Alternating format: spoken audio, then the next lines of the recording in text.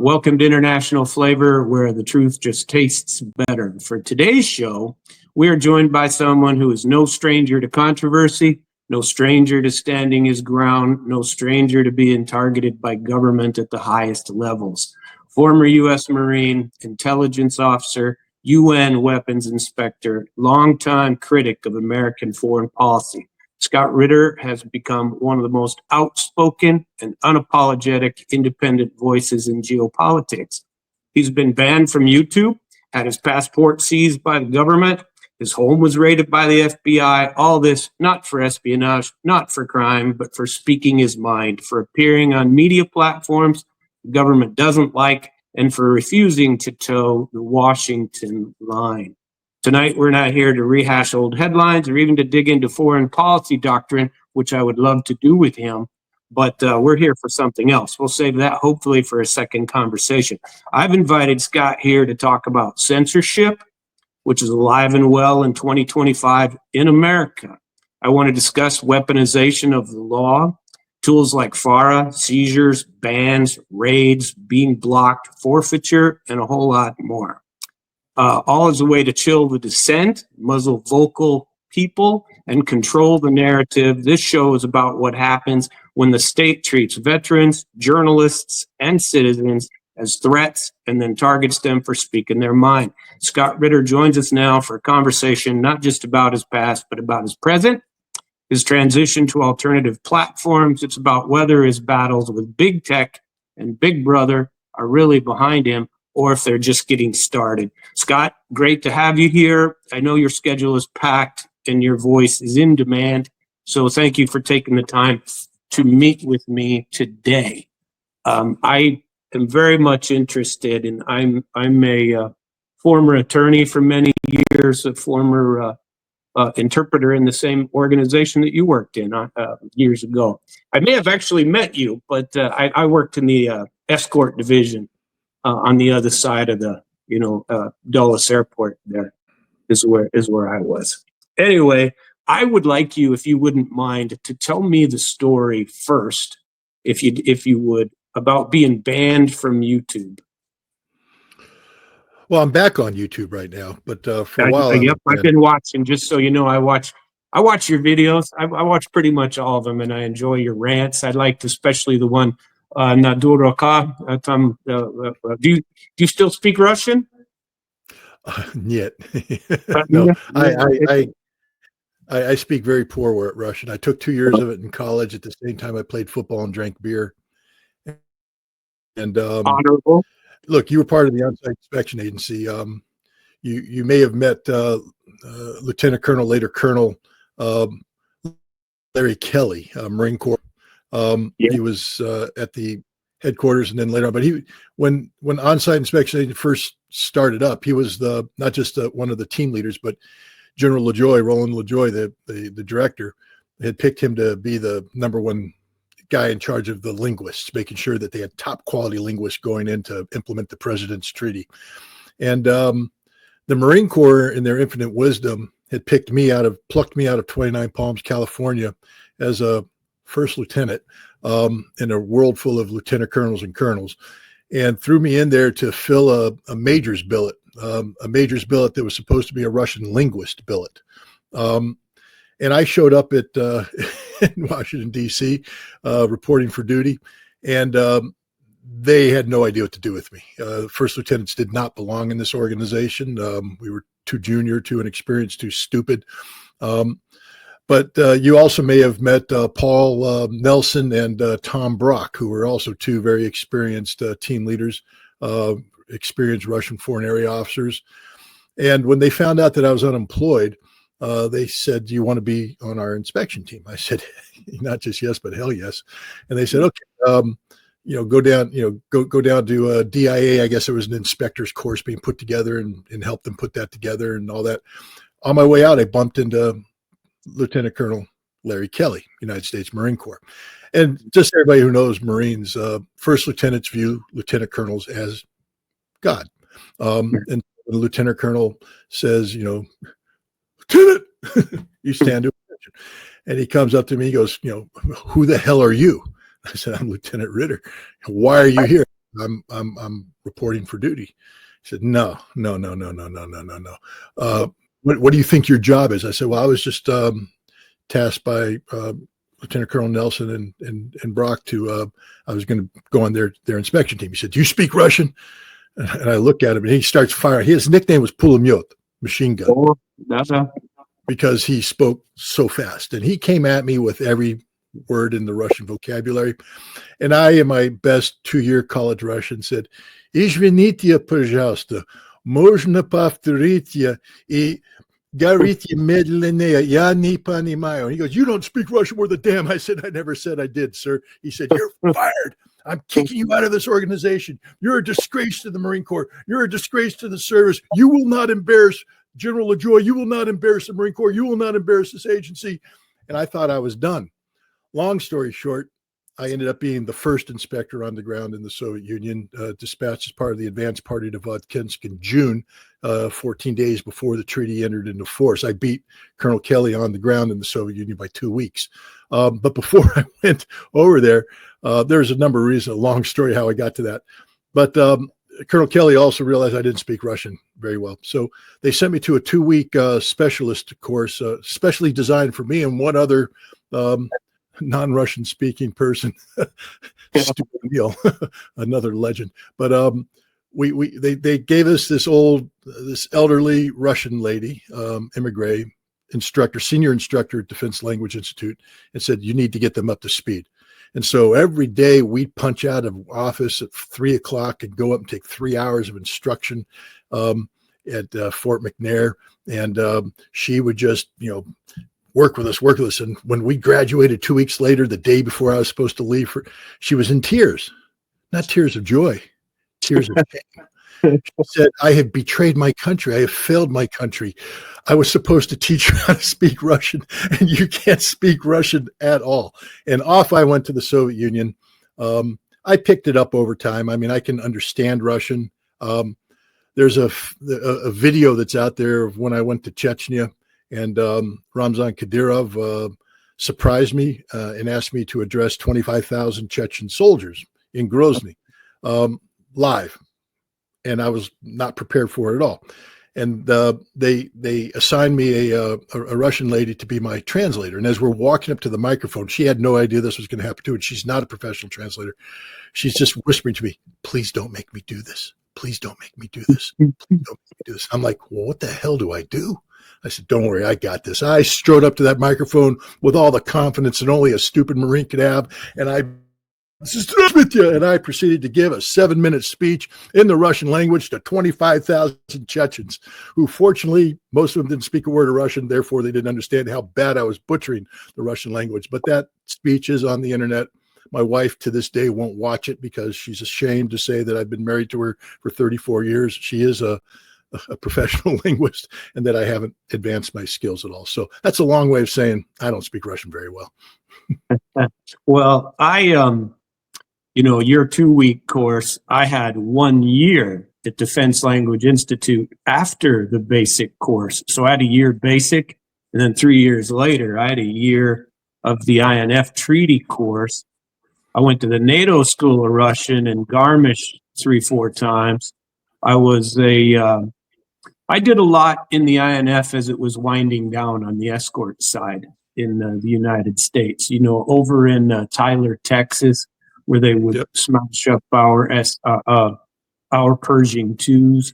And then I got sent to the Nevada nuclear test site where I escorted for activities under the Nuclear Threshold Test Ban Treaty. And I was out there for probably a year and a half during our final nuclear tests out there. And basically it was Washington, D.C. a week, Vegas a week, and out at the test site. And it was very such interesting times. And like you, I hate to deviate too far, but we have, kind of common backgrounds. And I tell you, I watch you and I watch your opinion, and I have for a good long time. And I mirror. You're probably a little more harsh than I would be on some of it, but you have better experience, especially in the Middle East. I lived in Qatar for a year, several years ago, and I loved it over there. I love the Middle East. I love the things you say about, I did a kind of an expose on that Which Path Persia, and I know you're familiar with that, and the doctrine of what we're going to do to destroy basically the Middle East, and I'm very much against it. I speak very vocally about Ukraine, and I started a Russian YouTube channel after what's his name, Tucker Carlson, went over and interviewed Putin. And I thought he missed some opportunities. And so in Russian, I just get in there in Russian and start blabbing about that stuff. And I posted it in Russian, and within no time at all, I had 15,000 Russian followers, for my commentary. And I still do it fairly regularly in Russian. And my Russian is good, but I still make mistakes. I mean, how can you not? Everybody knows that I'm not a native Russian speaker, but I speak Russian a lot. I watch a lot of TV. I watch Lavrov, Putin. I love watching Zakharova, and I watch them nearly religiously to get a news from the source, instead of the BS that is thrown around the planet afterward, because they haven't translated Vladimir Putin correct since 2007 at least, and probably before that. And when he went to the Munich Security Conference, and that was, they didn't tell those stories over here, and until J.D. Vance spoke last year. That was the best speech at a Munich Security Conference ever, and J.D. Vance, they're probably equal. Anyway, I don't want to get too far. And I practiced law for 15 years. I, too, have been targeted by the state. I do exposés. This past week, I've talked about targeting of on my show, International Flavor, the English version, which I do, and you're probably going to be, you will be on. I don't know exactly when, because I want to edit and put it together, but it'll probably be Sunday night is when I will put this together after the recording with bits and pieces. And I also intend to translate it into Russian, and for the most part, and put it out on my channel out there. Very glad to have you. And but I really wanted to focus on the issues that you have. To preface it, I watched what happened to you in the middle of, while I was examining what was going on with the DOJ attacking RT. And my interest in RT had nothing to do with you. I got interviewed by RT last year. I went to the BRICS conference. I went over to Kazan, and I spent the time over there. I loved it over there, and I was one of maybe 3 Americans that were there. And so I was kind of popular, because, I think what they did to you, and when I watched that story about you not being able to go to that economic conference, what was that, in St. Petersburg? Yeah. Yeah, you've been a good voice, is all I can say. And it's nonsense, the targeting that they did to you. And as a lawyer, those are the things that I fought for years. And they've targeted me too. I've got my share of targeting. Mine's all state. Yours is Big Brother, on a much grander level. But I don't know. I really want to know your story. And I thought, when I was doing some research on you, and I kind of sent you a prep sheet of what it was, but I was wondering if you'd mind telling me first about, I know you're back on YouTube and I watch it, and, I'm one of your subscribers on there. But I want to know about the blocking and how you got back on, if you don't mind telling that story. Well, sure. But I think in order to put it in perspective, we unfortunately have to go back to the on-site inspection agency, actually. I had a good 2.5 years in the on-site inspection agency. And what I mean by that is I got a lot of high-level attention for a first lieutenant, junior captain, including 2 classified commendations from the director of the CIA for things. And when I left the on-site inspection agency, the CIA has an organization called ASIS, the Arms Control Intelligence Staff. The head of the Arms Control Intelligence Staff at that time was a gentleman named John Byrd, and a former Marine. And Byrd approached me and said that the CIA wanted me to come on board and transition from the Marine Corps to the CIA and fast track me into whatever. And he had greased the skids. William Webster then was the director of the CIA. They all loved me. And I said, no, I'm staying in the Marine Corps. I love being a Marine, but thank you. Later on, after the war, when I had my fill of the war, and I mean, I still love the Marine Corps, but I joined the Marine Corps to kill Russians. I'm being straight up honest about it. I'm a Cold War baby, and I joined the Marine Corps to close with and destroy the Russian enemy through firepower and maneuver. And now the Cold War was over, and I liked the Russians. And I decided, I'd done the war thing, and I'm like, okay, I really don't need to do the war thing again. War isn't romantic. It isn't cool. It's just about blowing shit up and killing people. So I said, I'm going to transition out of the Marine Corps. And I did. And then I got married to my wife, who was a translator, a Soviet translator in Vodkinsk. That's where we met. We didn't fall in love there. That's where we met. Everybody's like, oh, you fell in love there. I said, no, you don't fall in love in Vodkinsk. You fall in love afterwards. But after I got out of the Marine Corps. But then I joined the United Nations. I was invited to the United Nations by Doug England, who you might know, former chief of staff of OSIA, one of the first portal monitoring directors. And he brought me into the United Nations to run the intelligence unit for the inspections that were ongoing in Iraq. And the CIA objected. John Byrd objected. He said, no way. I'm giving sensitive information to the UN with Ritter there. And no one could figure out what his issue was. I thought it was just, he was mad at me. It turns out that after I got married, the counterintelligence people came to him and said, you're the guy that wrote all the paperwork, and now he went off and married a Soviet. What the hell were you doing? And he was embarrassed. So he wrote a letter that called me a known security risk. And he just made stuff up in this letter, and he put it in the permanent file. And it was funny because, I got a lot of, I am who I am, and I'm very aggressive. And next thing you know, I'm running inspections in Iraq and running the intelligence unit. And the CIA comes in and says to my boss, Rolf Achaeus, we can't support UNSCOM anymore with Ritter running the intelligence unit. And Achaeus said, that's your problem. He works for the United Nations, not you. And so I was approached by a guy, Stu Cohen, very senior CIA officer. And he said, look, we have a problem. And I said, well, that's your problem, not my problem. He said, well, it's sort of all of our problems.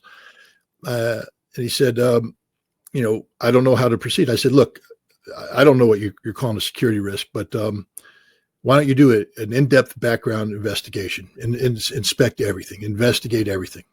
And he said, okay, but he says, if we find anything, you have to leave quietly. I said, sure. But if you find nothing, which you will, then I stay and you support. He said, okay. About 2 months later, he showed up and he said, yeah, there's nothing. You're as clean as the driven snow. He said, we found a letter from John Byrd. Byrd was that time working in Geneva, and we went and talked to him about it. And Byrd said, no, he was just pissed off. So he wrote that letter, and that's the danger of those letters. They never go away. So the CIA was working with me, but it was always a love-hate relationship. They never trusted me because I married my wife. And when I left the UN, the CIA basically put a target on me, and the FBI, and said, we will, and they use some very crude language. It begins with an F and it has a sexual connotation, and they're a certain part of my body. So they're going to do something to a certain part of my body for the rest of my life. I said, have fun. And they have since then. I've been just targeted because I married my wife when I was a civilian, and I refused to carry out covert activities on behalf of the CIA while I served in a capacity as a United Nations official. And they've never forgiven me for that. Always followed me. They've always come after me. They tried me for espionage when I left the UN, accused me of being a spy, not only for the Soviet Union, but also for Israel. Espionage, that death penalty kind of stuff. They had to drop the charges because there was nothing there. But as you know, when you get charged with that sort of thing, life ends. You can't get a job. You can't do anything. And that's just basically what they've done my entire life. Everywhere I go, they immediately sneak in there and say, no, no, no, he's a spy. He's this, he's that. You can't work with him. So now we fast forward, and, I was, somewhat known mainly as a former inspector, but, in some circles as a Russian analyst. But then the special military operation kicks off. And I mean, I did a couple of videos. It's like you. I just did a couple of videos, interviews, and they got picked up by a Russian who translated them. The next thing you know, you got like 7 million viewers. And I'm a huge hit in Russia because I'm like one of the only Americans at that time, saying, hey, the Russians have a point here. And I became very popular in Russia. And then that translates into popularity here, et cetera. And next thing you know, I have a YouTube channel that's doing okay. I mean, I had never heard about monetization, but, if you're going to spend a lot of time doing YouTube and they're willing to pay you for it, it got to the point where I was going to make $6,000 to $8,000 a month, which that's a living wage. I mean, I can pay bills with that. But then I went and made a movie about Agent Zelensky, a documentary film, 2 parts, and put that on there. Day one, part 1 got 500,000 views right off the bat. Was cranking towards 1 million views when YouTube pulled it off. When the second one got on, half an hour in, it had like 45,000 views, and YouTube yanked it right there. It turns out that within Ukraine, there's this organization called the Center for Countering Disinformation. It works for the presidency of Ukraine. And there's another entity known as the Mirotvorets list. Well, I'm on the Mirotvorets. It's at the death list. They means you're marked for death. But look, there's an organization, the Center for Countering Disinformation. It was created with State Department money, the U.S. taxpayer money. And one of their first meetings, organizational meetings, they complained about me and other people. They wanted to be classified as an information terrorist and be treated by the United States as a terrorist, as the same thing as a real terrorist, basically to be arrested, detained, put in jail, shot, whatever. And the State Department didn't stop it. I got put on the blacklist by CCD. In Kiev, you have the State Department, you have the CIA, and you have the legal attaché, which is an FBI agent, special agent. And the Center for Countering Disinformation would go to Ukrainian intelligence and security, who would then go to the FBI and say, you have to shut Ritter down, shut him down. He's a threat. There was a time there, and I'm sort of proud of this, where the Center for Countering Disinformation considered me to be the most effective Russian disseminator of disinformation. Now, what they call Russian disinformation, of course, is the truth, the whole truth, nothing but the truth. But exactly, they when I, for instance, did things like I said that Bucha was done by Ukrainian security forces. Nope, that made me the worst man in the world. When I said early on, and I always had to laugh this one, that the conflict in Ukraine is a proxy war between NATO and Russia, and Ukraine is the proxy. The Mirotvorets hit list cited that as the reason why I had to die. They said, that's why we have to kill him. About a month later, the Ukrainian Minister of Defense came out and said, it's a proxy war between NATO and Russia, and we're the proxy. But he didn't get marked for death. But there was a while there for every month I was the #1 bad guy for the Ukrainians. And that means that the United States government put a huge target on my back, the FBI and State Department and others, to try and shut me down. And Agent Zelensky was it for YouTube. They closed down my YouTube channel and silenced me. Then they went after me on X, and I got kicked off. It called Twitter back then. I got kicked off twice for Bucha. The good news is when Elon Musk took over, I have good relations with a gentleman named Kim.com. You may have heard of him. He's big in the I think Spotify and other early on in terms of internet-based stuff. But he put pressure along with many others on Elon Musk to allow me back on. He said, if this is a free speech platform, then you have to let Ritter back on. So I was allowed back on to X, and I'm thriving on X because at least from my perspective, it is indeed a free speech platform. I've been kicked off of Facebook. They won't let me back on. YouTube has let me on. They haven't figured out, I think, what's actually going on. So once they do, maybe after this interview, they'll kick me off again. Boot you I have a because of me. very successful Substack page. I'm happy that I'm on Telegram. I do that. But the thing is, where the U.S. government could censor me, they did. And then where they could, silence me, they have. I will not be allowed to speak at universities. I will not be allowed to speak at any think tanks in Washington, D.C., et cetera. But I found a way around that. I went to Russia. And I went to Russia in 2023, did a 16 or 12 city tour at that time. My book was translated. My memoir about my time as a weapons inspector in Votkins was translated into Russian, and it sold very well. Didn't make a penny off of it, but that's the reality of sanctions. But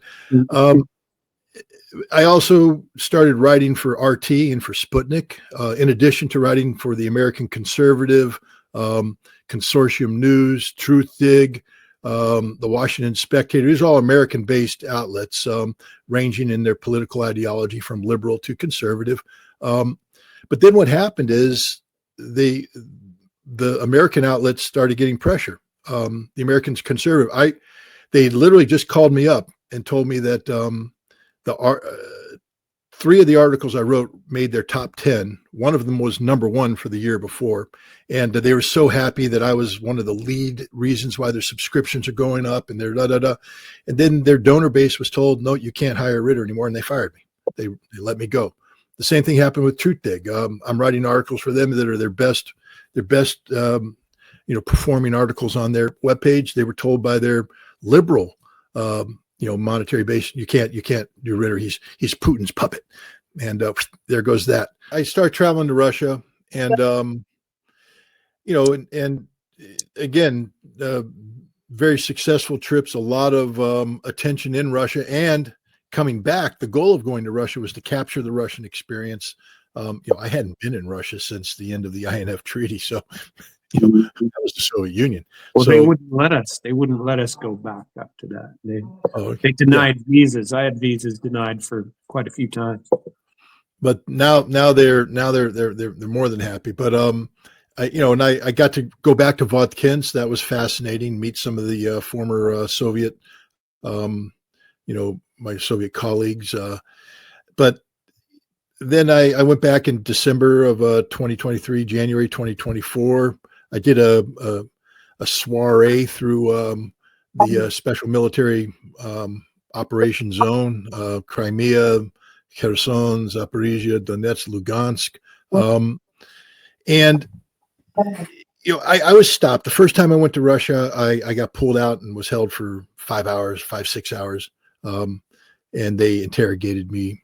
It was done professionally. And in the end, they were cool. I'm not a bad guy. And we talked, I was honest. And, I received some gifts that I guess, I declared them. I filled out all the proper forms and I brought all the paperwork. And had they been really going to get me, I guess the gifts I would have ended up owing like, $1,200 in additional duties or something like that. But they waived it, which is their prerogative. And no problem. Second time in, they pulled me out, held me for an hour, no questions, gave me my passport, boom. These two trips were phenomenally successful. And so I was planning a third trip, and this one was getting a lot of attention. It was going to be a 40-day visit, which is a big one. And it basically, we're going to start on the Pacific coast and go all the way to the Baltic and cover 16 cities in between. Each city, we were going to do sort of like a U.S. Russian Citizens Summit, where we would have access to facilities where we would link Russian audience with an American audience we had already organized in the United States and promote dialogue between people.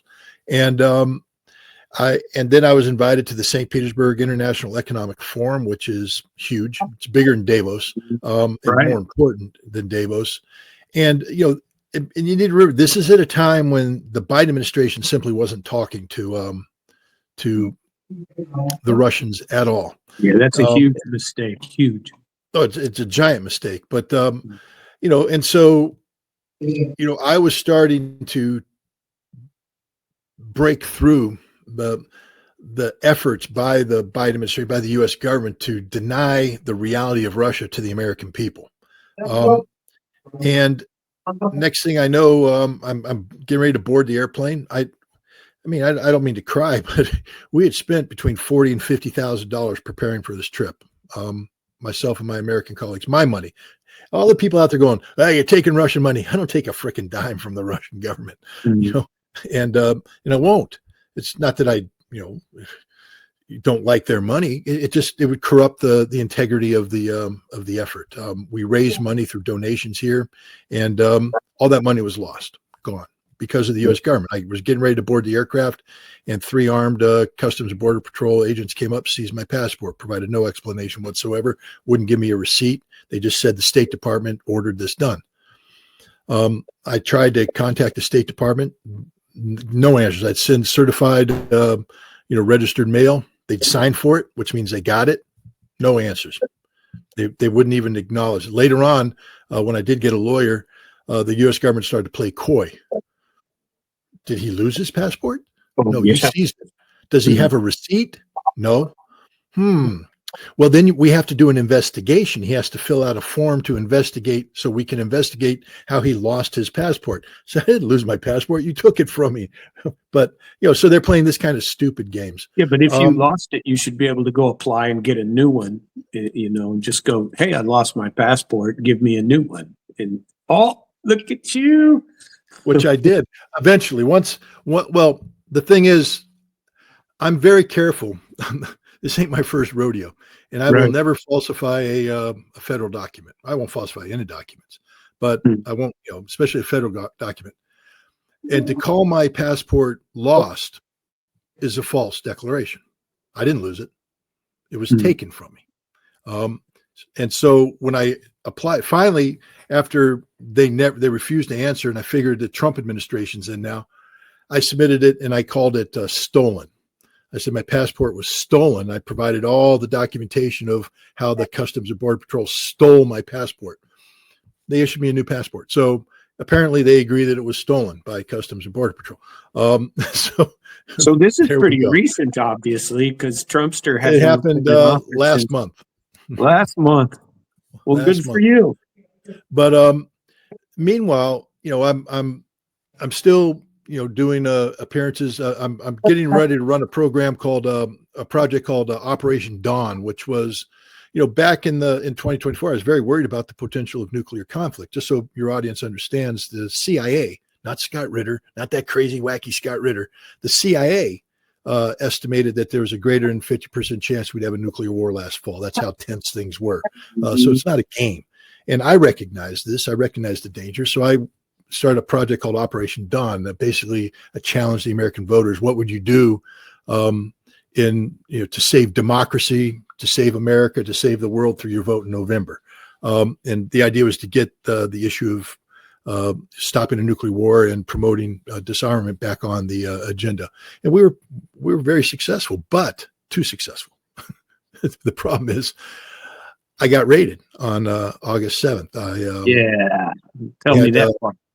I had 40 FBI agents show up at my house with a search warrant, and including a 7-man SWAT team, full armor, automatic weapons, the whole thing.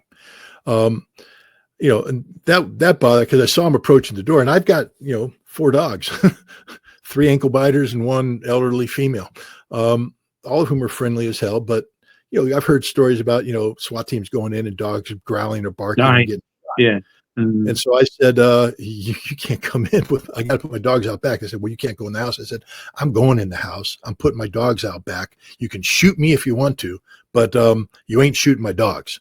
And they were like, all right. So I got 3 of them in the backyard. One of them, brand new Pomeranian puppy named Iceman. He's the wingman of Maverick. Put 2 together. There's a Top Gun here. Iceman's just running around like a madman. He refuses to be caught. The SWAT team's going after him. A couple FBI agents going after him. It was hilarious. It was a comedy of errors. Finally, the SWAT team's like, screw it. We're going to clear the house. with this ankle biter here. And they were, I have to say, they were very professional, very professional. They weren't, assholes about it. They, even though it was an asshole maneuver, they were very professional. They had a search warrant signed by a magistrate judge. There were two classified annexes to it, which I didn't get to see. One is what probable cause. Yeah. What they believed I was up to. I wasn't. What's the probable cause statement? What's it say? They never provided it to me. They haven't provided a probable cause statement.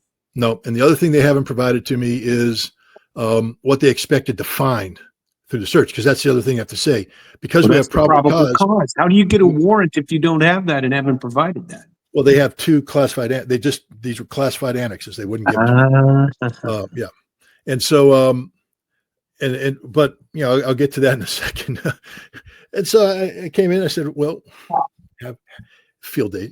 It was electronics, purely an electronic thing. So they took my computer. They took my phone.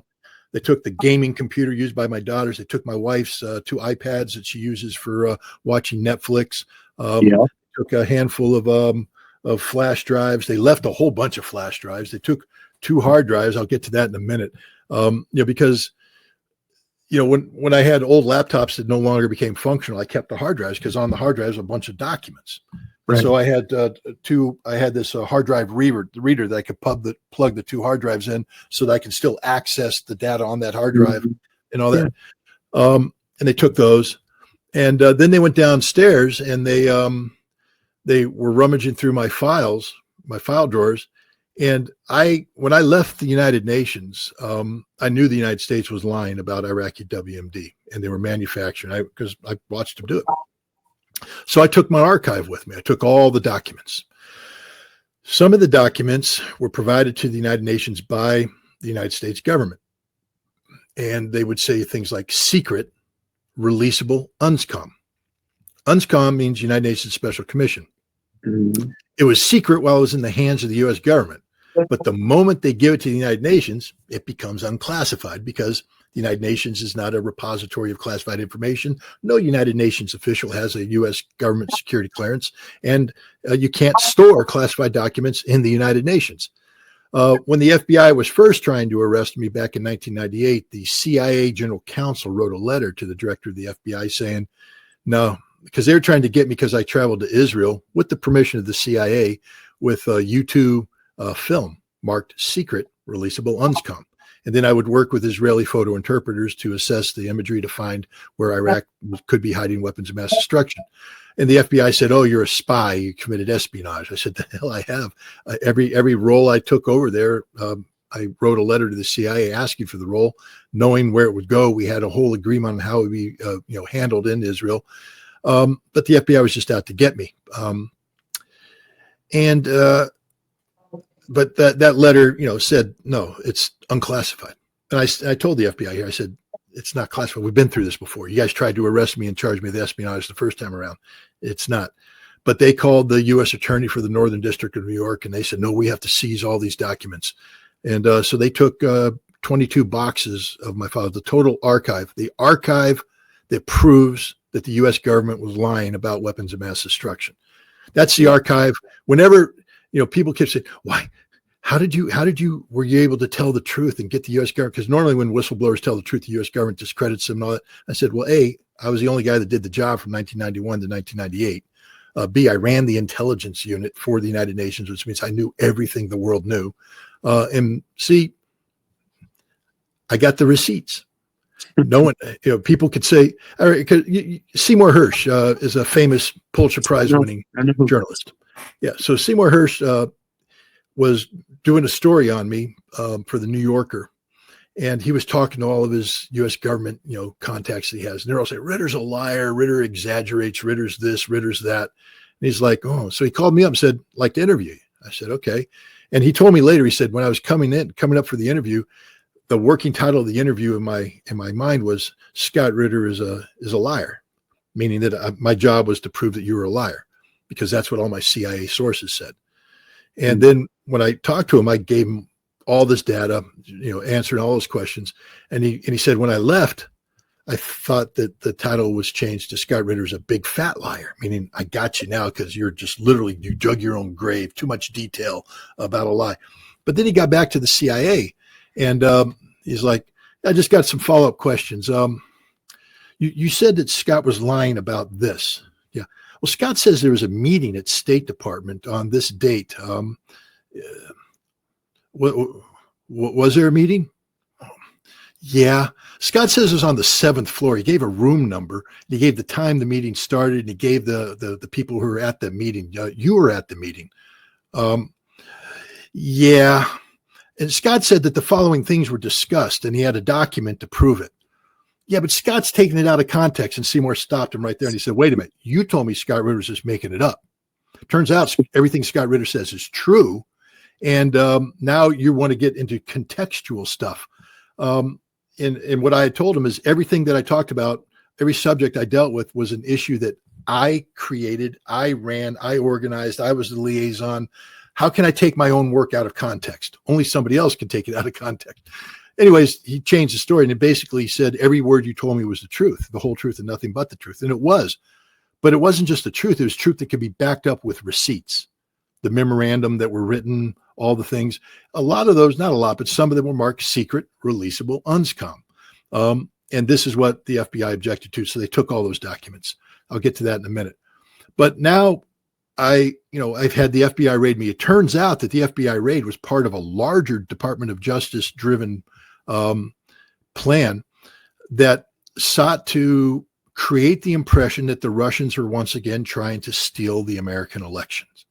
The same day they raided me, they raided Dmitry Simes, who was a Russian who lived in the United States, who was back in Moscow at the time, but they seized his property. They went in hard on him. With me, they didn't come in hard because I don't think didn't they charge him later for some kind of conspiracy thing, or was that a different person?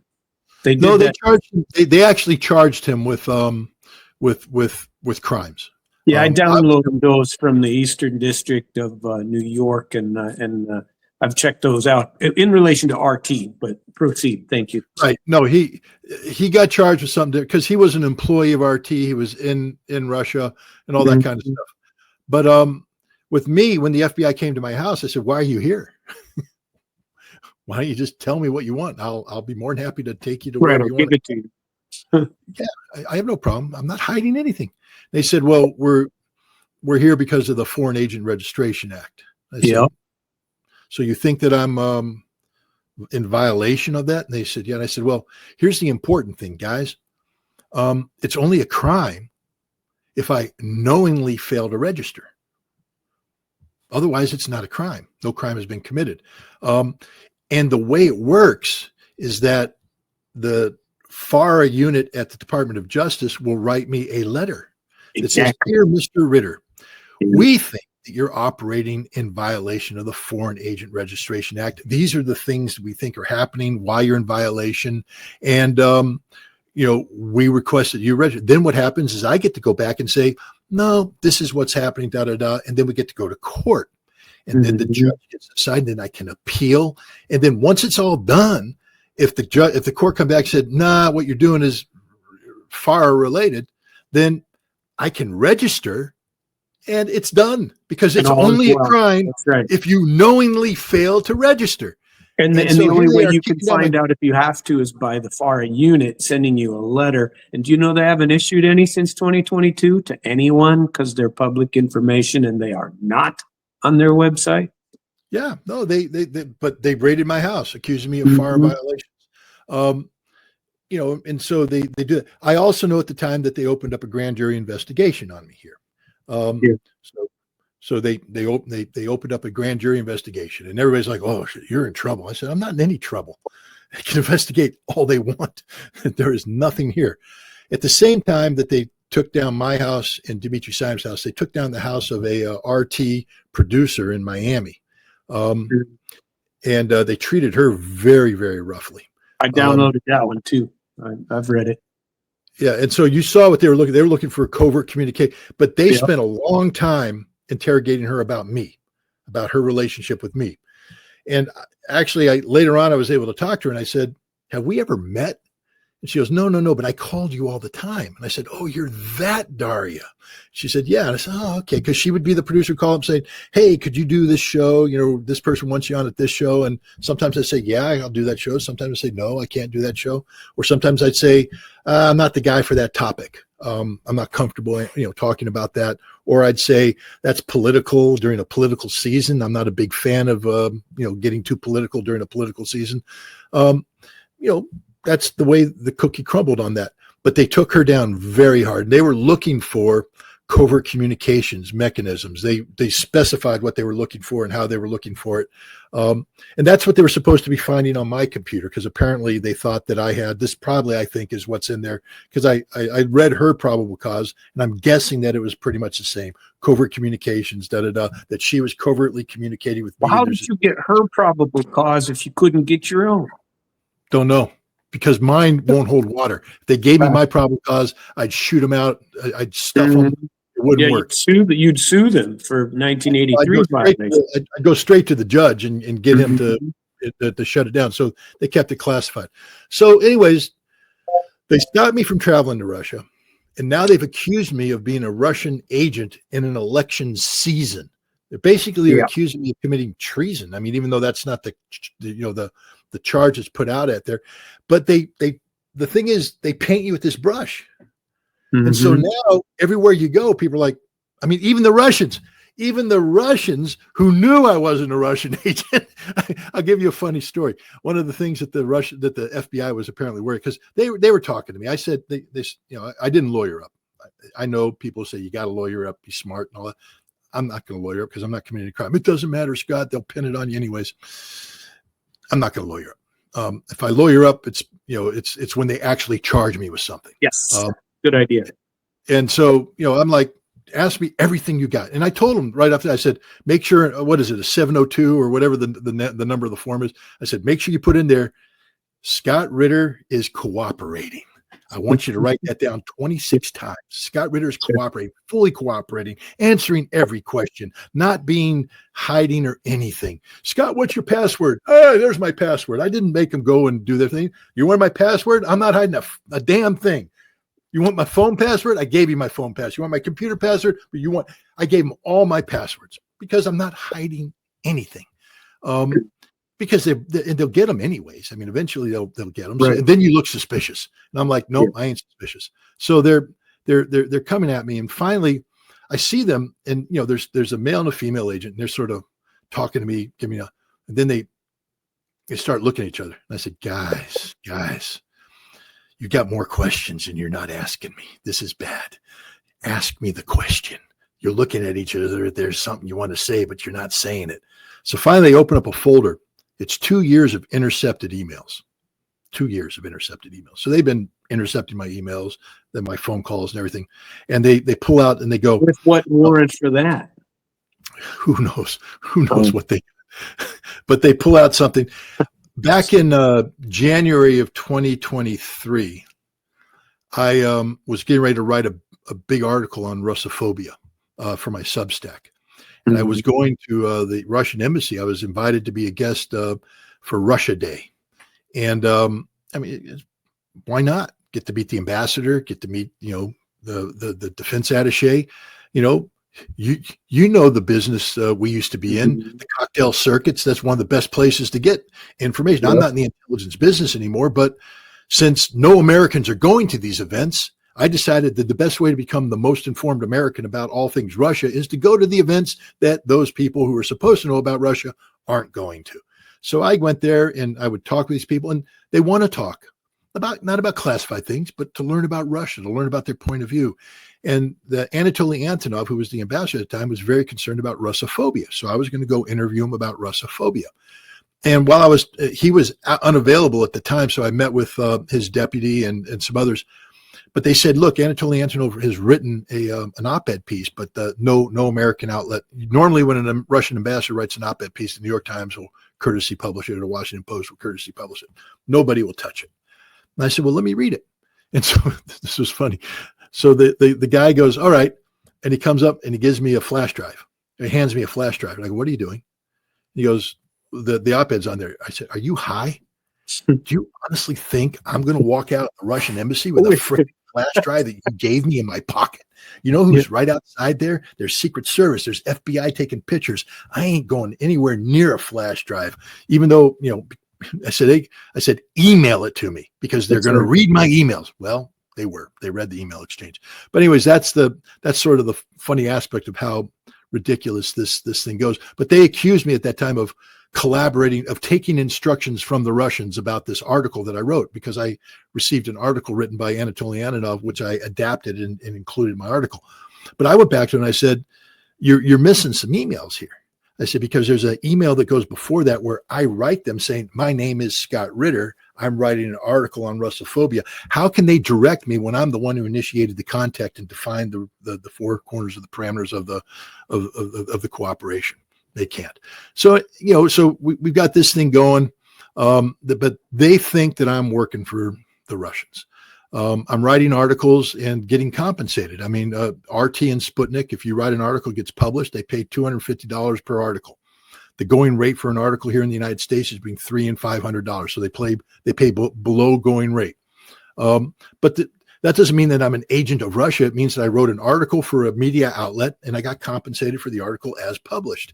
But the U.S. government's now freaking out. They are accusing me of working for and with the Russian government to undermine the election of the United States president. That somehow I am, by promoting, I mean, and I asked him, I said, "What do you think I'm doing?"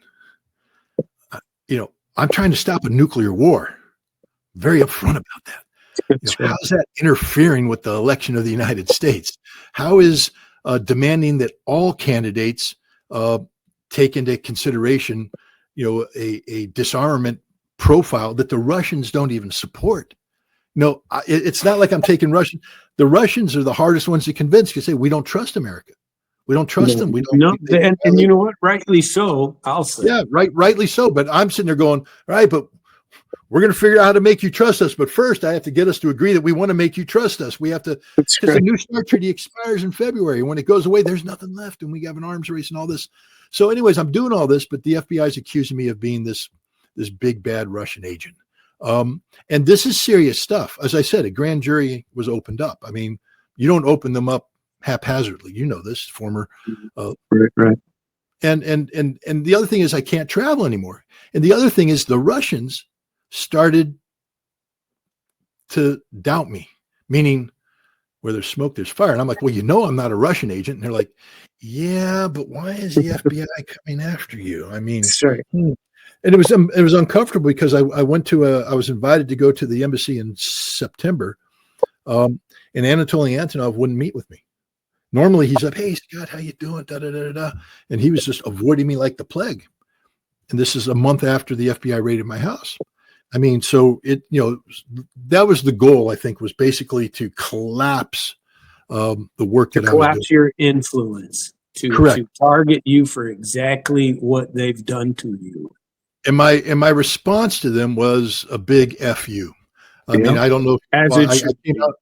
I came out and I said, if you're trying to intimidate, you picked the wrong Marine, because I don't intimidate. And I don't back down. I've committed no crime, and I just went hard back. And eventually I got the Russians to say, well, he's not quitting, he's not running away, so maybe there's nothing there. But I couldn't work for RT and Sputnik anymore. And I say work, I couldn't publish with them. You couldn't even be interviewed by him. The way the whole statute's written, anything that once they to redesignate them as foreign missions, anything that was seen to be a financial value, and I guess there's some people thought that just doing an interview would be a financial value. So even if you're not getting paid for it, even if you're not getting paid, well, no, what I've done during the Biden administration, that's how I interpreted it, because I wasn't, again, I'm not going to, it's not that I'm going to back down, but I'm not stupid either. There's no reason to give them any insane excuses, but they're coming at me hard. The Biden team is coming at me hard. But then they lose the election, and now we get the Trump team in. And it was interesting because there are some sympathetic voices in the Trump team at senior levels that I have interacted with in the past, and I avoid them today because I'm not here to make any, and I don't need anybody's help. And I'm not here to cause problems, but they're people that I like and they like me and all that. But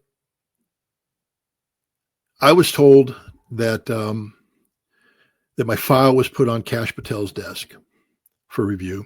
And I was also told that my passport situation was being reviewed by state. And I expected movement.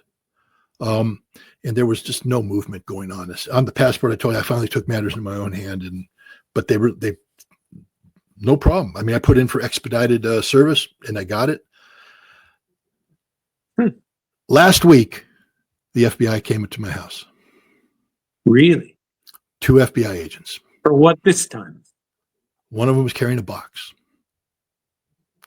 with my wife's 2 iPads in them, my wife's deceased father's cell phone, and a couple flash drives. They said, "We've begun the process of review and we're returning this property to you." Now, you're a lawyer who does this. You don't want to read into anything too much, but what it tells me is that the FARA thing's done, because if they actually thought that I was FARA, they wouldn't return anything. All Right. that would be seized. What they said is, we are in the process of doing the classification review. And the guy said, you write too much. He says, you write so many things that we got to review, and it's going to take us forever. And the documents and all this. But the other thing they said is, as you're aware, there was an election. And they said elections matter. They said there's been an absolute change in priorities of what we do and where we allocate resources. He said, I guess the good news is, whatever was being done isn't a priority anymore.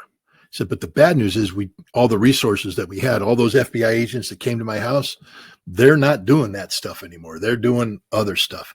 And they said, we don't have hardly anybody left to do all this. It's going to take some time, but they're in the review process of the material, and they'll be returning it to me as it comes back. So it's not done until they formally close it. You know that, and I know that. But it's headed in a direction which appears to be different than the direction it was headed in this time last year. But does that mean, I apologize for interrupting you, but does that mean, I've seen you've been pretty critical about the old Trumpster here in the last few weeks, especially about the nuclear subs, and especially about a couple of things going on in the foolishness of how our country is addressing this Ukraine-Russia issue. Does that haunt you any as to, oh, gee, they might start up again? Well, it never has. I'm a big believer in the Constitution and free speech. And as a former intelligence officer who's signed multiple non-disclosure agreements, I know what my legal limits are on what can be said and what can't be said. And I'm simply expressing my point of view. I'm also familiar with the Logan Act. I don't negotiate on behalf of the United States. I'm a journalist, which means I'm allowed to interview people I want to interview and write about topics I want to interview, as long as I don't incorporate data, which would be a violation of a non-disclosure agreement, or, violate the laws of the United States. So superficially, I don't let it bother me. I always have to laugh, though, because this is the funny thing. The second people are like, oh, Scott needs to get his passport back, so he's going to be kissing Trump's ass. I'm like, you guys don't know me. I mean, I don't kiss anybody's ass. Yeah, maybe that's half the mistake. I do not kiss ass, and if I did, life would be easier. But I just it would be a whole. I'd be a millionaire. I mean, literally, I turned down a $6 million bribe from Paul Wolfowitz back in 1998. All I had to do was lie about Iraqi weapons of mass destruction, and I had a secure job, guaranteed, government position, book contracts, APAC funded speaking engagements. And I said, well, it all sounds great, but I'm not going to lie. I don't do that. So money's, I need to earn money. Everybody needs to earn money, but money's never been I'm not going to violate my integrity or my beliefs because of money.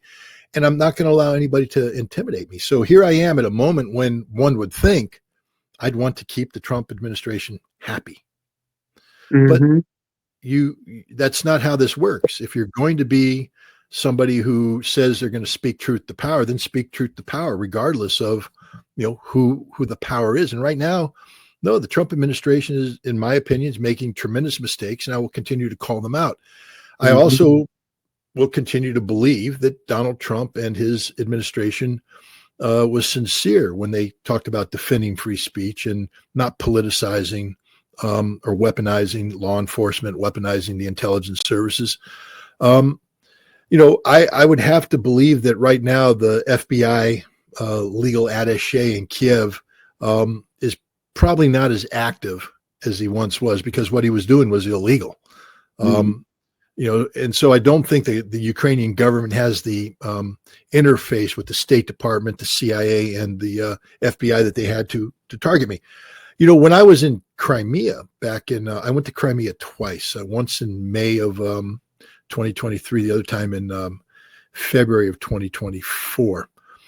In May of 2023, they almost canceled my trip because the Mirotvorets people were trying to kill me. The Ukrainians found out that there was a leak. The Russians said, don't tell anybody about your schedule. We have security. We don't want to announce things until right before. And somebody who knew about the schedule published it, the Crimea leg. And then the FSB got word that there were, people in Crimea looking for me to kill me. Thank you, U.S. government. So it's real. And the same thing happened this last time around. I'll give you another example of this. So this isn't the first time. Back in 2003, after we invaded Iraq, Harper's Magazine contracted me to go to Iraq and do a story on what happened to the WMD. And so I had a whole bunch of contacts in the former Iraqi government, the scientists and everybody. And so they said, we're ready to come in and we're going to, tell you everything. I already knew everything, but they were going to this time say, this is the whole truth, nothing but the truth, so help them God. But in order to travel there, I had to coordinate with the Coalition Provisional Authority, Paul Bremer's people, because, got to get into Iraq, and the U.S. sort of owned Iraq at that time. And so I sent in a letter. I got my point of contact, and they said, okay, we'll receive you, we'll give you your credentials, and then you can go do what you're going to do. It was funny because I'm literally leaving my house, heading to drive down to JFK to get on the airplane to begin the trip, the process, through London, into Amman, and then into Baghdad. I said, I'll check my email one last time. I logged in, and there was an email from my principal point of contact. And he said, do not come to Iraq. Nobody will meet you. Your name has been given to Ahmed Chalabi, who was a anti-Saddam Shia guy, Iraqi National Congress, and he has given it to Badr assassination teams who are going to kill you when you come here. So the U.S. government gave my itinerary to Shia assassination teams who were going to kill me when I showed up in Iraq. That's the U.S. government trying to kill an American journalist. The U.S. government is involved with the Mirotvorets, so they won't shut it down. They're involved with the Ukrainian government. They won't shut it down. They allowed the Center for Countering Disinformation to call me an information terrorist.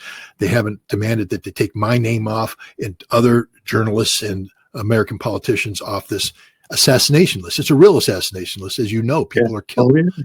I know. Right before I was supposed to arrive in Moscow the first time, they killed Maxim Tatarsky, the blogger, blew him up in St. Petersburg. Later on that summer, they killed Daria Dugina, the daughter of Alexander Dugin. They've killed other people as well. And as I said, they actively tried to kill me on both times I went to Crimea. So this is the Biden administration. They were filthy dirty. The Trump administration claims they're not doing that anymore. And I believe them. So I guess it's the way I'm answering your question is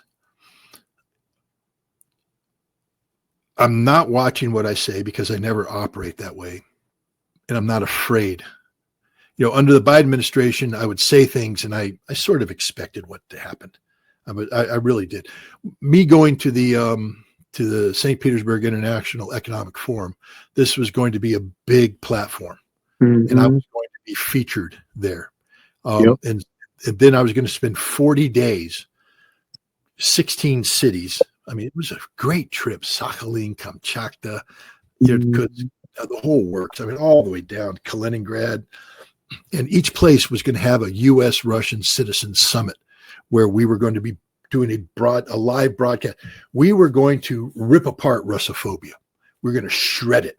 We were going to say to the American people, you have nothing to fear from the Russians at all. The Russian people are good people. Here, let me introduce you to them. And also tell the Russians, look, the American people are good people too. You know, there's no reason why our two people can't get along, and to begin to create this momentum. In an election year, by the way, I guess in a way you could say you're interfering with the American election. Well, yeah, by trying to tell the American electorate the truth about Russia so that they're an informed electorate when they go to the polls. That scared the living dog poop out of the Biden administration. They were scared by this trip. And that's why they seized my passport. And that's why they ended up sending the FBI into my home. I think I got my passport back, and the FBI started the process of returning my goods. YouTube hasn't kicked me off yet. So I think we're turning the corner on this. That doesn't mean that we're out of the woodwork yet. I mean, you know, this Friday, Donald Trump's going to start imposing even greater sanctions on Russia. We have to see what these sanctions are and how that impacts all of this. You know, early on, there was talk about the Trump administration lifting the ban on RT and Sputnik, but they haven't done that yet. It's not just a ban on RT and Sputnik. It was against the RIA Novosti. It was against, you know, TASS and other, you know, these are legit. All of them are legitimate media outlets. I have to say, just again, as a way of clear, you know, the FBI was all, you know, like, you're taking direction from RT. That was their big thing. That's why they brutalized this RT producer in Miami. They brutalized, they strip searched her, which means they had a female agent carry out a body cavity search of a producer. That's fear. That's instilling fear in someone for speaking. And that's nonsense. Yeah, but she wasn't an American citizen, you see. So she that way. Yeah. No, I mean, no, I'm not disagreeing with you. I'm just saying that's how they viewed it. But it's also a chilling, you know, chilling impact on everybody else. Oh God, exactly. I. But you know, if I submitted an article to TruthDig, and I've got it on, you know, the whole email chain.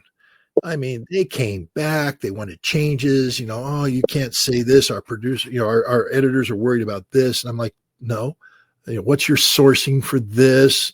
Your language is a little harsh. And, you know, you had to struggle. In the end, I published what I wanted to be published, but man, they gave me a hard time. RT,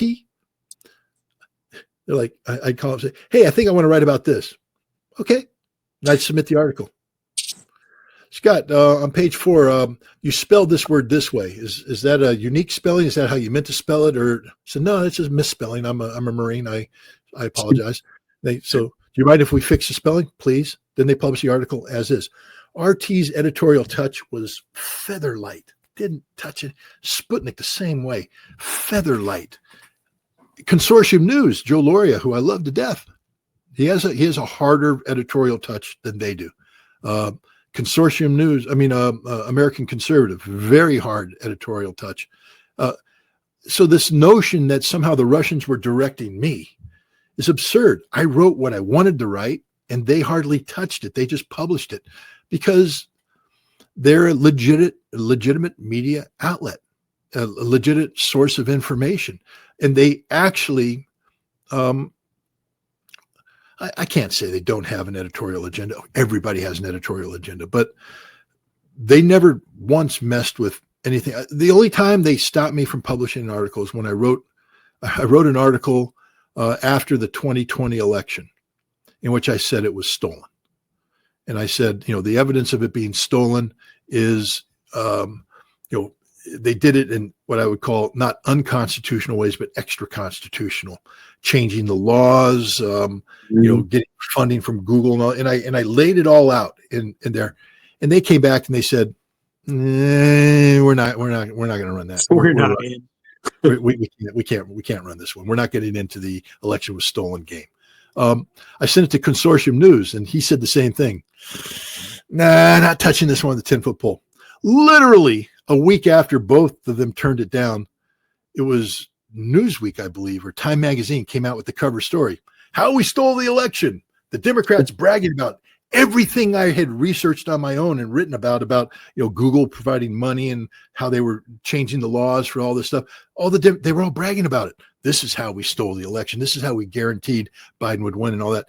And I went back to the Russians. They're like, yeah, we're still not going to run it because they just didn't want to touch the American election at all. And Joe was like, well, that's water under the bridge.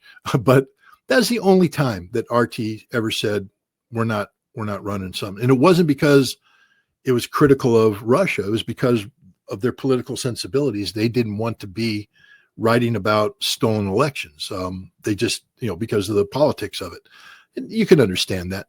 The other time I wrote, when I went back and I wrote, I did a tour through Crimea and Kherson, Zaporizhia, Donetsk, and Lugansk. It was, I got to meet the governor of Crimea, the governor of Kherson, the governor of Donetsk, pretty big stuff and talking. But I wrote an article from my perspective. And it was a perspective that I can't say was critical of the Russians, but it was critical of the Russians. I just wrote what I saw. I'm sympathetic to the Russian position. I think Russia, was compelled to fight this war. They didn't start this war, NATO expansion, the whole works. But what I saw, in Crimea, going to a village that, lacked sewage lines, didn't have access to gas, all that stuff. I said, there's some infrastructure issues here. And I wrote about it. Never once did RT say, you're sort of making us look bad here. Never once. When I wrote the final article about, saying that people were saying, we're happy the Russians came, but why did it take them so long? We've been here since 2014. Why did it take them so long? I never once got anything from RT that said, you don't want to do this. It's, putting us in a bad light. They ran it as is. So this notion of, Russian editorial control, Russian censorship, I'm not saying it doesn't exist. I think censorship exists in one way or another everywhere. Yes. And it's done in different ways. But my experience is I have been heavily censored here in the United States, kicked off a platform, shut down, had the FBI, seek to criminalize my work, the whole thing. And yet the outlets in Russia, low or on non-existent editorial touch, if I had to compare and contrast, I'd say that free speech is freer than Russia, than at least for me, than it is here in the United States. I know that's not. Well, it's not actually. How do I? It's not a critical issue, but it depends on the person too. If you have something that they're afraid that people will hear and take to heart, they're gonna block you. You have been blocked, and I've watched it. And I've commiserated some, with what you've gone through, and it's like, man, this guy is getting the crap beat out of him in America. We're in America, and this is not supposed to happen, and but it sure is. And so I really wanted to hear the story. I wanted to say, this platform that I use for the recordings, they cut you off at 2 hours. Frankly, I'm so amazed that you gave me as long as you have. I don't know what time you have, but we have like 40 minutes that you could continue, and I'd love to continue, but I don't want to intrude on your. We can continue for a little bit longer, but I've got a stack of work. Some of it's no. I'm all familiar with that. The other stack is the honeydews. Oh yeah. Plenty which of is those. more important than the real work. If you don't get the honeydews done, your life is a living hell. That's exactly right. Well, the important part is, you've told me about nearly everything I sent you on that list of things. You talked about FARA. You talked about the government activities on you. I'm so amazed to see your passport sitting there. I think that is extremely good news, and I'm glad that things went your way on that. Do you have any next steps that you'd be willing to share? Well, I mean, I plan on going back to Russia. If for no other reason, just to tell the United States government, here I am. You can't stop me. I mean, this is the thing. I mean, I understand, you don't wave a red flag in front of a bull and then cry when the bull charges. Okay. That's the thing. But on the other hand, you can't claim to be a person of principle and then don't follow through on the principle.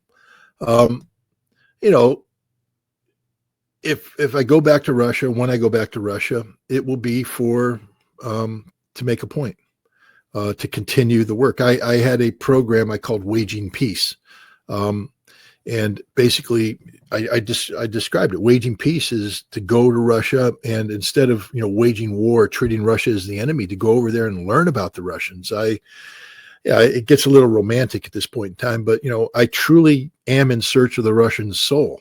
I've been in search of the Russian soul since I first read about Dostoevsky in college and was enamored with this, because it's just like, can a people really be this romantic, this soulful? Oh, they are.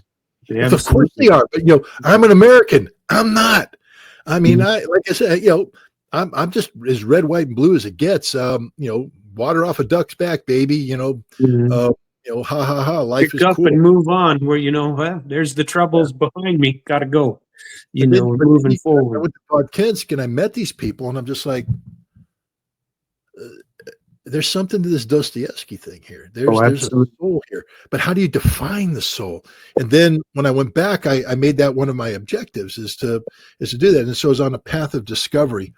And, I'm a writer. Some people might wish I stopped writing. I know the FBI does, because they have to go through all my writing right now and determine whether or not I incorporated classified information in anything. I mean, the guy was really like, "You're right. You just write too much." I'm like, well, that's how I make a living. But I was writing a book, Waging Peace. And it was basically about my efforts to discover the Russian soul and all the things that happened. I got a ton of great stories from Russia. I mean, it's just great people, I've been to Kazan. I was supposed to go to Kazan for BRICS. I was supposed to be there with you, but again, they took my passport. I was supposed to go to the Moscow, military conference in August there. I was invited by the defense attaché. Wasn't allowed to go to that because they took my passport. I've had a lot of opportunities. I was supposed to go to the 80th anniversary of the of Victory Day. I mean, to get a seat at that parade. Couldn't do it. Didn't have a passport. The Waging Peace project needs to be finished. I need to get back to Russia and see this thing through, not just in terms of writing a book, but in terms of achieving the objective, which is to have the American people and the Russian people learn to have a conversation. I just finished in June. I did a U.S.-Russian citizen summit where we actually repeated the space bridge of 1985, the original one, where Phil Donahue and Vladimir Posner did their thing. I have a tremendous Russian counterpart named Pavel Balabanov. He put together an audience of about 100 brave Russian souls in St. Petersburg, and I got about 50 people gathered in Kingston, and we connected and we repeated the space bridge, and I plan on doing it more here. But I need to go back to Russia and continue that work there too. I need to meet with the Russians, talk to the Russians, and see more of Russia. It's a huge country, and it's a beautiful country. I mean, it's just fascinating how, you probably did the same thing as I did when Tucker Carlson went to interview Vladimir Putin. Well, someday over a beer, I'll tell you a backstory on that one. I'm not going to tell it to the public, but not because classified, just because I'm not a dick. I am, but not that much of a dick. but within reason. Within reason, there are some limits to my dickishness. But I think he dropped the ball in that interview, but that's another issue. I do too, and I've been critical. But a billion people saw it. Awesome, totally awesome, but So with some caveats, So there's that. But where was I going with this? You were telling me a story of going over, and it was around the Carlson time, finding the Russian soul and Russian soul. But geez, I got distracted. But sorry. No, that's my fault. This is what happens. You get 64 years of age, and the sclerosis starts. I'm not a whole lot younger than you. Yeah, so it's well, trust me, as you work your way through 30s. I remember being in the Marines in my 30s, going from being a 300 PFTer, no problem, pump out 20 pull-ups, get all the sit-ups, run the 3 miles in under 3 minutes, and then you sort of hit this point where, well, first of all, you start deploying, and you don't get to do the PT all the time. Went to war. I had a good war. I'm a Marine. Hey, how much were you running in the war? Not much at all. Were you lifting weights? Nope. And now you come back and you join a peacetime Marine Corps unit, and now you're in your 30s, and they're like, PFT time. Yeah, but I'm a good Marine. I have a good war record. Yeah. How many pull-ups you do? For the first time in my career, I got 18 instead of 20. Not a 300 guy anymore. I got all the sit-ups when they go, now let's go run. I mean, I struggled to break 20, and then it just gets worse. The older you get, so you get in your 40s, you sort of accept the fact that you're not in your 30s or 20s anymore, but you're still capable. In the 50s, you can fake it. I'm telling you right now, when you cross that threshold in the 60, you can't fake it anymore. The body just says, nope, I'm done.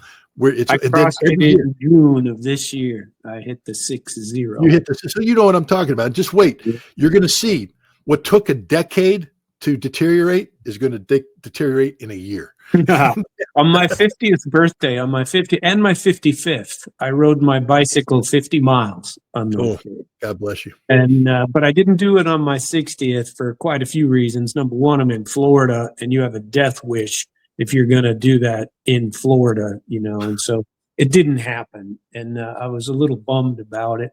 I wanted to say something to you. I went 3 years in a row now. I have gone to Russia and I've gone 10 to 15 days at a Russian sanatorium.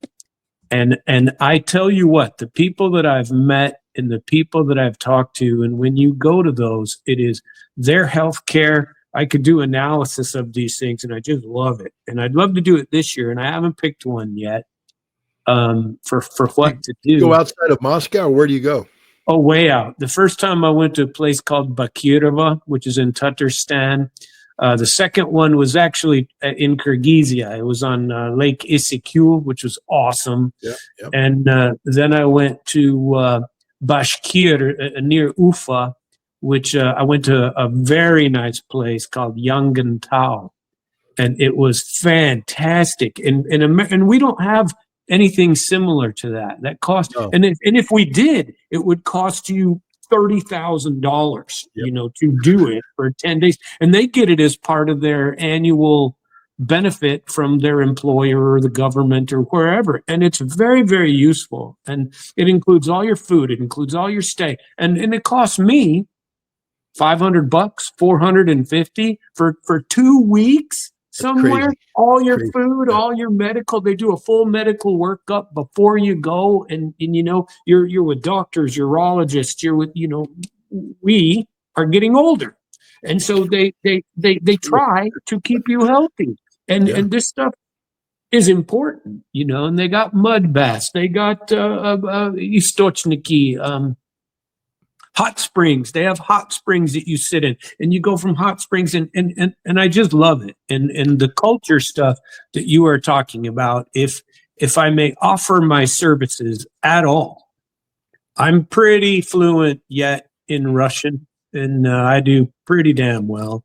I know Russian culture a lot. I have my favorite movies, that I'm a huge buff of Soviet film. I've gone to all of Vysotsky's. I did on my International Flavor, I did a Vysotsky episode a couple of weeks ago. And, you want to talk about the spirit of Russia. I basically lived with Russian and Soviet nuclear scientists on the Nevada nuclear test site for a year and a half. And I learned a lot. We played chess. We played war games. We played, we listened to music. We watched movies. We were out there. You had to do something. And during the days, they're all doing nuclear scientist stuff that I didn't know anything about. I can interpret it for you, but I don't, I can tell you how to say it, but I can't tell you what the freak it means. But anyway, I have always been highly interested in and think the country made a huge mistake in the 90s after the collapse of the Soviet Union in turning Russia into an enemy that wasn't and isn't. And we have made a horrible mistake doing this and ruined an opportunity. And in large respect, we've injured the world. When Barack Obama said to Mitt Romney, geez, the 80s called and they want their foreign policy back, I feel that way right now. That what in the world is wrong with you people? Why are we creating an enemy? And Donald Trump is doing it right now. And I'm a pretty much a pro-Trumper, but I have serious reservations about his international focus. He's got bad advisors. He's got horrible advisors. Their experts are not experts. It's pretty sad when I know more than you do, and you're the expert. You know this to be the case. Back when you and I got cut our teeth in this, and you're a few years younger than me, but so this is even more relevant. The guys who were our bosses, the colonels, lieutenant colonels, the generals, when they were foreign area officers, Soviet FAOs, they were the best of the best. Mm-hmm. I mean, their language was impeccable. Even though it was the Cold War, and these guys, their respect for Russian culture, for Russian history, was absolute. These people, when they gave you their advice on Russia or on the Soviet Union, it was expert advice. It was spot on. It wasn't ideologically motivated. It was fact-based. Because even though we were in the Cold War and the Soviets were our enemies, they were professional enough to know that the best way to solve a problem is to define the problem accurately. And you only define it accurately if you're aware of the history, the culture, etc. And then the 90s came. I mean, again, another war story. I'm sorry about this, but I was approached by, even after John Byrd wrote the Scott Ritter's idiot letter for the CIA, when I was doing my work with the Special Commission, the CIA fell in love with me. And especially early on the analytical side. So I was invited to the CIA to reapply. And so I reapplied. I went through the whole process, and I came down to the final interview, and I was being interviewed by what used to be called SOVA, the Soviet Affairs branch, the elite analytical branch of the CIA. It had been redesignated as, I think, OREO, or Office of Russia and East Asian something. And the guy that interviewed me was a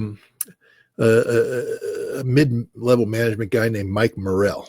You might know him. He went on to be a future CIA director. But so we're talking and all this stuff, and he finally comes back and he goes, thank you for applying. Da da da. We're not going to hire you. I said, why? I mean, just curious. He said, well, there's people here who believe that you're. And remember, this is in 1993. 3 years after Webster gave me a classified commendation for being a top-level Soviet analyst. You're tainted by your Soviet affiliations, not your wife and all that. No, we need new thinkers. We need people who view Russia in a different way. And I'm like, what other way is there to view Russia but factually and accurately? But no, they had a whole new way of viewing Russia, which is exactly what you said, as the enemy, as a nation to be taken apart. There was a guy named Mary. He's the last name's Mary, I believe it is. He's the charge of the affairs in the Moscow embassy in 1993, 1994. And in early 1994, I believe, after Yeltsin sent tanks into the streets of Moscow in October to blow up the Russian parliament, he wrote what they're calling it the new long telegram, basically referring to Kennan's 1946 missive. And Mary wrote this long. Are you familiar with what I'm talking about? Mary's telegram. Only peripherally. I don't. I mean, it was a dissenting memorandum, but basically he said that we're destroying democratic institutions in Russia. We're destroying Russia's ability to work through the post-Soviet malaise and get on its own 2 feet for stupid reasons, for our own political reasons. We're making a big mistake because, what's going to happen is Russia will never live up to our expectations, and then we'll always be in the exploitation mode, and it will go south, and it will become, it'll fracture our relationship. He was 100%. Everything that's happening right now, in other words. 100%. Yeah. We blew it. We blew it on Russia. Absolutely. Can we fix it? I don't know. But now remember, the thing about sclerosis is every once in a while the synapses come back together. When I was talking about Tucker Carlson, is yes, he fumbled his interview, but he went in and hey, this is a Russian grocery store in Moscow. It was cool. I enjoyed it. Hey, this is a Russian subway in Moscow. But what he didn't realize what he was doing is just reinforcing the narrative of the Russophobes out there who said, yeah, but Moscow's only good because they put all their money in it. But if you leave Moscow and get out into the real Russia, things suck there. And I'm actually, they do not. Well, this is my point. I mean, when I went to Russia for the first time in late April of 2023, I didn't fly through Moscow because my point of contact was in Novosibirsk. So I actually landed in Novosibirsk. That was my point of entry. That was an experience in its own right because no American enters Russia through Novosibirsk. Right. And so the Russians are sitting there going, "It's an American passport. What do we do? Why is he here? Why is an American getting off the airplane in Novosibirsk? Did he get on the wrong plane?" They pull you aside and they interview for half an hour. I've gone by car across through Georgia. What's it called? Abkhazia, that disputed space. Abkhazia, yeah. And I've gone through there. I went to Chechnya too. I loved Chechnya. Chechnya is wonderful. Beautiful. The history is great. But my point is, I got into Novosibirsk. It's a modern city. Yep. Functioning economy. I went to Irkutsk, modern city, clean, cool. Kazan. You can see Kazan. It's fantastic. Kazan was beautiful, clean, modern, the whole thing. I mean, everywhere I went in Russia, look, I'm sure I can go find the Russian village that sucks. But what? There's I can go right down here outside of Albany and find lots of places that suck as well. I get off the plane at JFK and I drive through one of the suckiest places in America. The whole, I guess that is in Queens or the Bronx. Yeah, you got some scary spots up there. Yeah, it's so you can find what you're looking for, but if you go into Russia with purity of heart, meaning that you're looking for the good stuff, it ain't hard to find it because it's right there in front of you. The Russians do a good job. Are they perfect? Nobody is. Nobody's perfect. And people tend to forget that Russia inherited the world's worst situation, the collapse of the Soviet Union and the decade of Boris Yeltsin's misrule. And the theft of everything by power and by corruption and by the mafia. They lived through something worse than our depression, in my 100%. View. No, I agree. But no American's aware of that.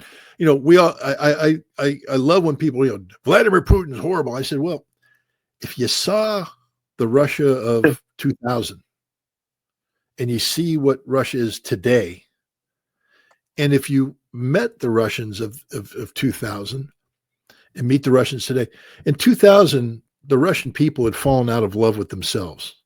They were unhappy with who they were. They downtrodden. They were very downtrodden. Yeah. Today, they are people who are proud of who they are. They're self-confident, and they have a reason to be proud. They have a great country, and that has its act together. as you said, I mean, from healthcare on up, they're doing it right. Are they perfect? No. If I wanted to go to Russia and nitpick and all that, I could do that, but I can just do it right here in Albany. I mean, New York. I mean, I live in upstate New York. I can write I could tear this, but I wouldn't do that because it's not my want in this world to find the bad. Yes, you have to be honest. I mean, if I were walking through Russian cities and I said, well, the graffiti strewn, trash laden alleys of Novosibirsk, but I couldn't find any. They don't exist. I'm not saying that in Novosibirsk there isn't one graffiti trash alleyway. Maybe there is, but I didn't see it. I know I can go to Albany right now and find graffiti strewn trash. Well, the difference is it doesn't stay there. It may happen, but they have methods to get rid of it. And they're very proud of getting rid of it. The babushkas with their straw. When my first day in Novosibirsk, I woke up and put on my running shorts and my shirt, which was a mistake because I went outside and it was snowing. It was late April in Novosibirsk in Siberia. It was snowing. Screw it. I'm a Marine. I can handle it. So I take off, but I immediately stopped because no sooner than I got out of the hotel, I'm confronted with memorials, statues. And I'm like, whoa, man, what is this stuff? And then the opera house, I'm like, wow. And I'm looking at all this stuff. The next thing I know, I'm getting smacked on the back by a babushka who's got her little straw thing. She's out there early in the morning sweeping the place up. And she smacked me saying, what the hell are you doing out here in shorts and a t-shirt? Get your ass back inside and put on some proper clothes. And I was moving away and 3 more came up. Next thing I know, there's an army of babushkas beat me up with the straw brooms telling me to get inside and dress normally. But the point is they were there because they take pride in their city and they were cleaning their city. And while they were sweeping that part up, you had the street cleaners going by. In Moscow, if you go out at night, I think I was coming back from the special military operation. And it's a long ass drive. We left Lugansk at like 5 o'clock at night, 6 o'clock at night. It's about a 13-hour drive. And so we're coming in right before sunrise in Moscow. As we're driving through, the streets are loaded with street cleaners. I mean, the machines, and literally the whole city is just being scrubbed. They're just going through, and then I'm sitting there going, well, that's why the roads are so clean. That's why there's no trash anywhere, because they actually go in and they clean it up. And the other thing is they care. Go to the subway. There's no trash thrown around. If people have garbage, they put it in the trash receptacle. If people see garbage, they pick it up and put it in the trash receptacle because they have pride. They have pride. And that's the thing about the Russians. They are so proud of what they have and who they are and what they are today. It's amazing. And they want to share it, not arrogantly, but they just want to say, come to Russia. We want to share Russia with you. And we need Americans to do that. We need Americans. But if we did that, if we could break the code, free the Americans of the poison of Russophobia so that they went, because as you said, okay, look, the airfare to Russia is a little steep. It's maybe once they open up Airflot and all that stuff, we can get it down. But right now, you have to go the indirect approach, and it costs a little bit of money. Turkish Airways, $1,200. One way or round trip? Round trip. Really? That's not bad. And you get an overnight or a 6-hour, and Turkish Airways does it right, because in Istanbul, which is fantastic, they give you the free. So if you're there longer than, I don't remember, 4 hours, 6 hours, something like that. If your layover is longer than that, they give you a tour of the city. That they take you out, they buy you lunch, and if it's longer than 14 or something, they give you a hotel room with that same price. Now that's economy, but who's going to do business anyway? Because business is going to cost you $4,500. Yeah. No, I mean, so okay, so now guys, $1,200. Now you land in Moscow or wherever you land. Go out to the sanatorium. $500 for 2 weeks. Boom. And all your food, all your healthcare, all of it. It's a vacation. I can do that vacation in under $3,000, dude. Yeah, why not? I mean, America, go to Russia. I'm not saying look. I've been asked by Russians all the time, Scott, why don't you come and live in Russia? I said, because I'm American. I mean, I love Russia. I love your country. I'll visit it often if I can. God willing. Yeah. But at the end of the day, this is my home. As much as the Russians love Russia, I love America. I know we got Right. problems. I know but my job isn't to run away from the problems of America. My job as an American is to fix the problems of America. And right now, the biggest problem I want to fix is stopping us from going down this path of, national suicide with a nuclear Armageddon with Russia. So, but it's an attractive offer though. You've got to acknowledge it because definitely. It's very pretty, it's not like, very clean. You have to hold your nose or something. It's beautiful country, beautiful people. Altai. I mean, my God, you were in Kyrgyzstan, so you get up there in the mountains. It's just like Siberia. I want to take the Trans-Siberia. There I haven't gone yet. No Siberia yet, but I'm hopeful it's coming. Yeah, you got to do it. Go to Irkutsk. There's a great hotel in Irkutsk put together by a guy named Kazakovich, I think is his last name. But basically, he's written the history of the American Siberian Company, which is back in the 19th century. And he did a sailing trip. He started in Irkutsk with a sailboat, went all the way up Lake Baikal, then did some cross country carrying of it, but did the rivers, and then went across the Bering Sea to Alaska and went down the Alaskan coast. And now he's built a hotel that symbolizes it. He's big about U.S.-Russian relations, but the fantastic hotel with throughout Russia, you're going to find this. As you said, everywhere you go, it's world-class facilities and world-class hospitality. And I'm not talking about, Four Seasons hotel kind of stuff. I'm talking about real stuff. I'm talking about clean, functional, great people, beautiful scenery. I mean, it's why more Americans don't history everywhere, and they honor their history, and monuments everywhere, memorials everywhere. It's interesting. I was in Irkutsk, and I was a Russian history major in college, and so I graduated in 1984, and so that means that the material that I'm working with, I'm seeing Russia primarily through a Soviet lens, especially when you're talking about the revolution and the Civil War. You can read the memoirs written by Denikin and others and all that kind of stuff. But when you're getting into the campaigns, it's the Soviet histories are the main ones. So I was always taught that, oh gosh, here it goes with the names again. But the guy who ran the war in Siberia, last name began with a K. Forget it. But I was always taught he's the bad guy. Bad. The big white general, the bad. So I get to Irkutsk and there's this monument to him. And I'm like, why do you guys have a monument to this bad guy? And they're like, bad? No, he's a good guy. And the Russians are, I'm not saying rewriting their history, but they're rediscovering their history, meaning that histories need to be balanced. They need to be written from all perspectives. And this guy was an explorer.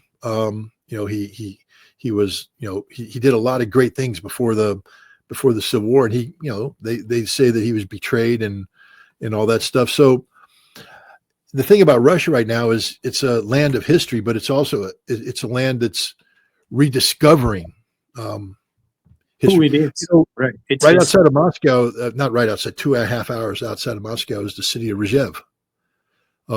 I think in 2020, I may be wrong on this, but it was recently. They just built. Have you been to Volgograd? No. The motherland beckons. That huge statue of the mother Russia. I've seen it in pictures, but I've never been. It will take your breath away and bring tears to your eyes. It's one of the most emotional experiences I've ever had anywhere. And yet in Rzhev, the Russians are rediscovering their history. Rzhev was the battles fought in Rzhev from late 42 into 43 March 43, are called the Regev meat grinder. Basically, they just, by some estimates, maybe 2 million Soviet soldiers lost their lives in these battles. These battles were critical to the success of the Stalingrad campaign because they froze Germans, and the Germans committed reserves that were not available and all that stuff. But the Russians, the Soviets didn't like to talk about it because it was like, well, the Germans sort of, kicked our ass, for a while here. We were launching attacks that weren't going anywhere. We were losing guys. But now the Russians have rediscovered their history, and they've decided they're going to honor these people. They've built this memorial in Regev. I've got to go see it. Are you familiar with the song Cranes? It's the famous song. Zhiravli. Yeah. That song. Yeah. It's a classic Russian song about war and all that. But the statues of a Russian soldier, but as you get down to his legs, it turns into cranes. Yeah. And, but it's as big, it's huge. I need to see that. But the point is, the Russians are rediscovering their history, even, on something like the Great Patriotic War, which they're very proud of for every reason. Yeah. They're rediscovering their history. And it's so cool to go to Russia and be a part of this discovery process. Chechnya, the Americans have no understanding of Chechnya, but when you go to the Akhmat Kadyrov Museum and you see the meeting room, where they set up where Vladimir Putin and Akhmat Kadyrov met to negotiate peace. I went to that. Yeah. And then you talk to the Chechens. I mean, Grozny is totally rebuilt. Totally rebuilt. And beautiful. And all of the mosques that have been there for centuries are redone, and they have a women's mosque that was freaking amazing. And the big one that was for Kadyrov himself, it's not, but they've renamed it, but it's fantastic. And you go to these places and people go, but they're Muslim. Yes, and but the other thing you noticed in Grozny, I'm sure you noticed them, the Orthodox churches. Orthodox churches, yep. The Christians and the Muslims. When I was going there, I was being given a tour by a Chechen official, and there was a busload of Russian tourists that came in, and they're at a mosque, one of the mosques you're talking about, the beautiful mosque downtown. It's a mosque. If you might know where I'm talking about. Down the road from it, or across the plaza, there's a memorial to not just the victims of the Chechen War, but the victims that Stalin sent to, when Stalin kicked the Chechens out and they went to Kazakhstan and then returned. So it's a memorial that combines the tragedy of the Chechen people. I remember that, yes. Right. So that's the mosque that's near that.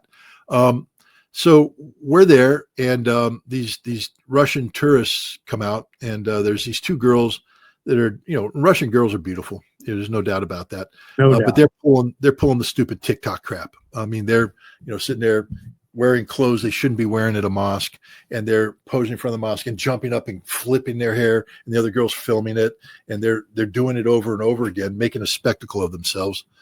And, the Chechen official goes up to them and, please, ma'am, could you, not do this? You're in a holy place, da da da. And the girls, they were not rude, but they continued to take pictures and all that. But he didn't pull out the cane and beat them. He said, "I wish you the very best." So polite, so proper. The respect that the Chechens show the Russians and the Russians show the Chechens. I am proud to count among my friends Abdi Aladanov, who is the general, the Chechen general, a true hero of Chechnya and Russia. I followed him on Telegram. And, well, he's just, when you meet him in person, he is humble, funny, articulate, knowledgeable, the whole thing. But he to me symbolizes the success of Akhmat Kadyrov and Vladimir Putin in bringing it into that conflict. Because here you have, today he's a lieutenant general, commanding the Akhmat Special Forces in combat. a graduate of the Russian, General Staff Academy, the whole works. He's respected and loved by Russians and Chechens alike. That's the reality. It's not propaganda. That's the reality. But Americans don't get it. They're like, oh, Chechens are, crass, coarse, and no, they're actually no. There's a town outside of Grozny, Shamil, I think it is. I could be getting this wrong. I toured there for 2-3 days. I was in Grozny, and I've probably been there, but I don't remember the name. Well, it's a place outside of Grozny where there was heavy fighting. Early on, the Russians were ambushed there, lost a lot of lives, and they retaliated, blew the crap out of the place. A lot of dead people there, and a lot of dead civilians from that area. And this was one of the centers of the resistance, of the Chechen resistance. But when you go there, they had built this. It's a restaurant built on a series of ponds that have swans on it. So you eat in a facility that's put out in the middle of water. It's very beautiful, very relaxing, and families go. It's a family place. But it's here in the middle, the center of resistance. And the guys that are there were the head Chechen rebels. These are the guys that wanted to kill Russians. But the way there's peace is that there's peace. It's a sincere peace. There's no secret groups of Islamists running around trying. Families come here, Russian families. They're not trying to undermine each other. They are living together in peace and prosperity. Is it perfect? Nothing in this world's perfect. Nothing in this world's perfect. Can you find areas where there's discontent? Yes. Can you find areas of disagreement? Yes. Because it's human nature. I mean, but the system, the way Chechnya functions is unbelievable. Well, it's a lesson for all of us. It's a lesson for how people of varying or different completely cultures can get along. Hey, Scott, we're at 1 hour 55, and they cut me off for 2 hours. So I just looked at my phone. You know what? I appreciate so much the time that you have given me today, and I didn't anticipate it. I could talk to you all day, and I'm sure we'd have plenty to talk about. And I hope you'll give me the opportunity again. Absolutely. I very much appreciate you, and I would love to be a part of any of your piece and what would you call them? Familiarization of cultural exchanges, your peace efforts, and all of that. Count me in if you want me in. And, Absolutely. I would be happy to count me as one of your crowd. So thank you so much. It's a team effort. So yeah. No, thank you for having me. It's been a pleasure talking. Like I said, this stopped being an interview a long time ago. It just became a conversation. Yes, it sure did. And I thank you. A lot of reminiscing and stuff, even though I didn't know you personally. I may have actually met you one time. I was at the OSIA from 90 to 94. And when they first started the escort division, and I knew your name because you were always in the paperwork when I was